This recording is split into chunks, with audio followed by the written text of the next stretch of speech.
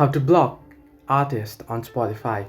Hello everybody, welcome back to the channel. Today I'll guide on how you can block artists on Spotify. Now the process is actually quite simple and easy, so let me guide you through with this video. Simply open up Spotify, make sure you're logged into your account. Here you'll get an interface like this. What you want to do is you want to head into the search bar, and at the search bar what you want to do is search in for the name of the artist that you want to block. Now I'll just search in for Kanye West. Here you can see Kanye West already popping up there.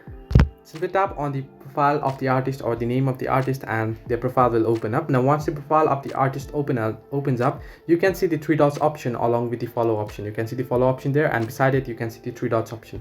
Tap on three dots option there, and you want to tap on don't play this artist option that you can see, the third option, don't play this artist. Simply tap on it and they'll be blocked. So this way you can block artists on Spotify. Hope this helped you. Do like and subscribe, and do not forget to leave a comment down below if you have any further issues.